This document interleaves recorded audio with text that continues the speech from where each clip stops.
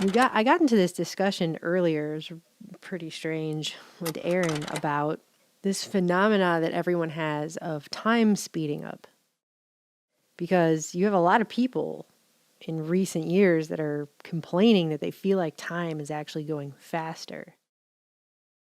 Particularly, like, things seem to be accelerating to something. Isn't it? I mean, if we look at our life, it seems in the past 100 years, life been accelerating quite fast. Yeah. In the past 20, It's much getting faster. faster and faster. We're getting a lot of answers from physics and psychology claiming that, well, that's just a byproduct of getting older.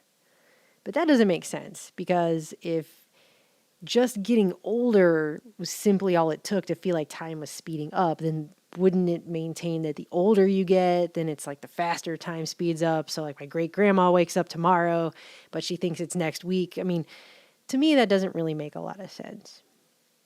But other scientists have come out and posited that this feeling of time speeding up actually has to do with the fact that as we continue to use digital technology, the ability of our brains to process information is what's actually speeding up. And a byproduct of that is this sense that time is speeding up. And that makes more sense, because it does seem that as the years go by, it feels like, wasn't it just Christmas? Then all of a sudden they're selling stuff for Valentine's Day, and now all of a sudden they're selling stuff with Easter bunnies all over it. It just feels like everything is actually just speeding up.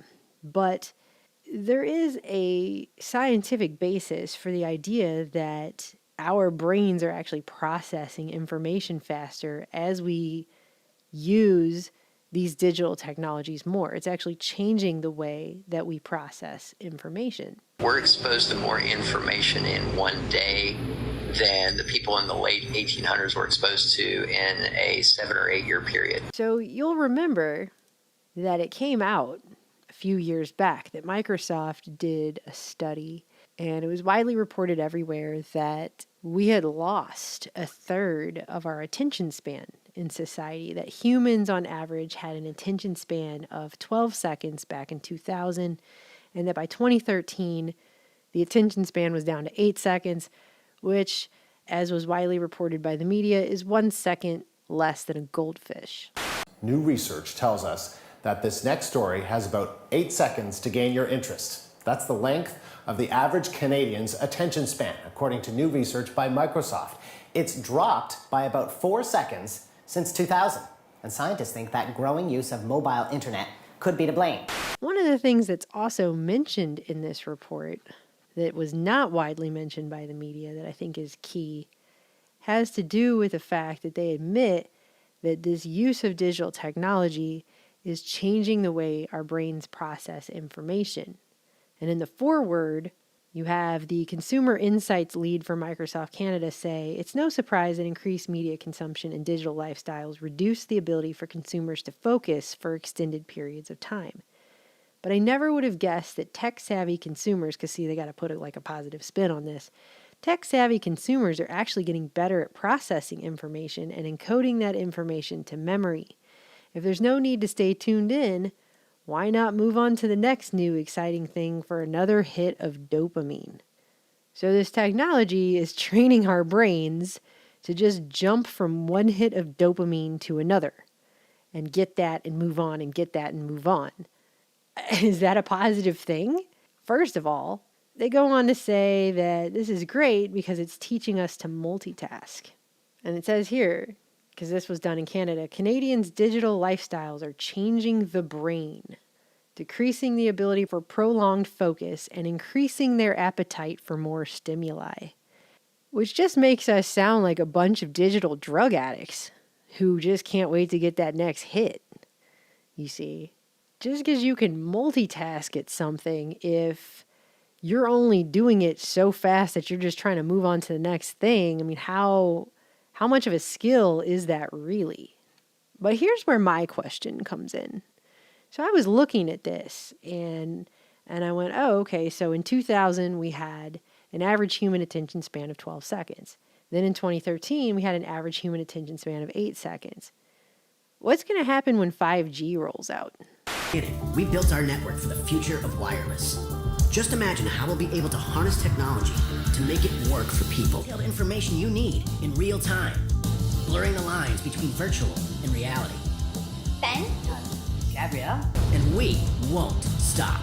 This is my question, because every 10 years we get a new generation of wireless technology on our phones, and 3G came out, depending on what source you look it up, 3G came out around the turn of the century, 1998 to the 2001 period. So right around the time period where the average human attention span was 12 seconds.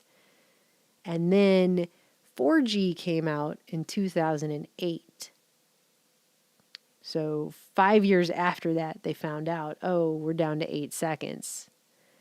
But the difference in speed between 3G and 4G, and then 4G and 5G, is going to be like night and day. There's no comparison to what they're saying about the difference in speed between 4G and 5G. So what's so special about a 5G future? Well, first of all, it's fast. Like 100 to 250 times faster than 4G. That's like going from streaming one Netflix movie in HD to streaming 400 movies in 8K at the same time. They're saying with 5G, it's going to be 100 times faster than 4G and not only is it going to be 100 times faster, but it's going to have no latency at all. So whereas with 4G, you get 28 milliseconds of latency when you click on something or try to do something, 5G is going to be 1 millisecond of latency. So basically that means real time. What sets 5G aside is its crazy low latency rate, which is the amount of delay between the sending and receiving of information. 4G tends to average about 100 to 200 milliseconds.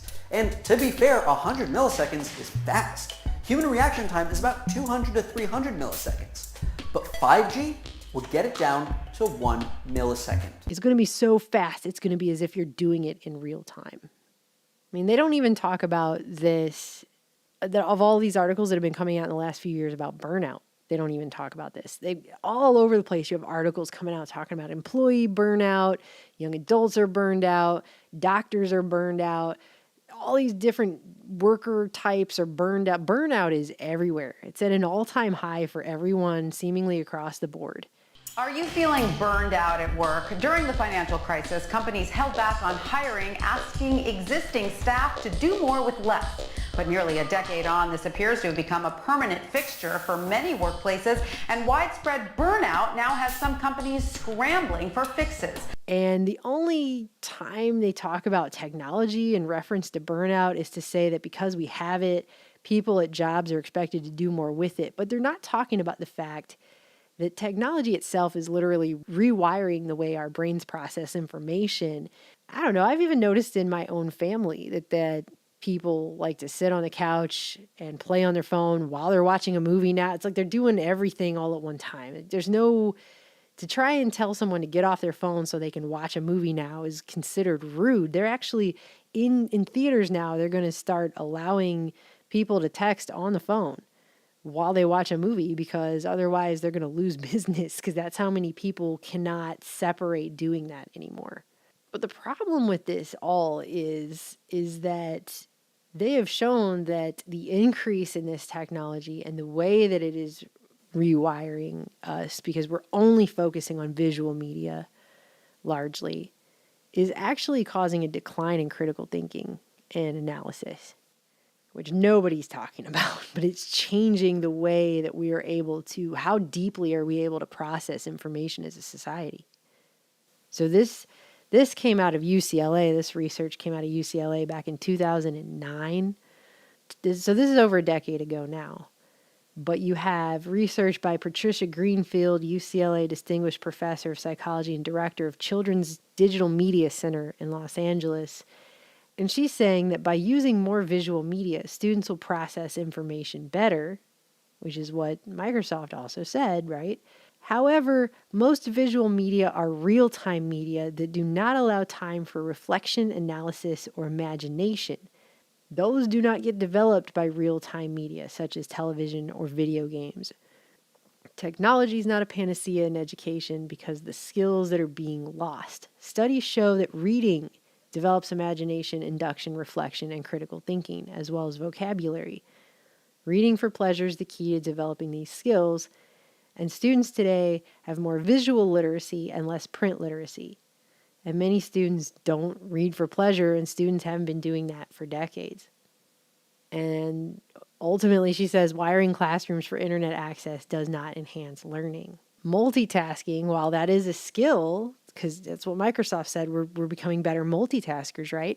But she says in other studies it has shown that multitasking prevents people from getting a deeper understanding of information because they're just flitting from one topic to the next, like bam, bam, bam. They're not really staying on anything. There's even studies that have come out like this one back in 2014 where they showed that automating cockpits was actually negatively impacting a pilot's ability to remember how to perform key critical thinking tasks. So this is something that science has clearly shown, that critical thinking skills go down as the use and reliance on digital technology goes up, right? So again, it comes back to the question of what is going to happen then when 5G is here and it's 100 times faster than 4G, which is extreme, like so much fast. The difference between 3 and 4G is nothing at all compared to the difference we're about to see when 5G comes in. And being able to send and receive information in what is essentially real time means that we can use 5G to replace real-time interactions. Which has basically no latency pretty much at all. 1 millisecond is going to be like nothing. So that's just going to be straight up in real time. I mean, you're talking about creating a society of moths, I guess, flitting around a light on a porch somewhere.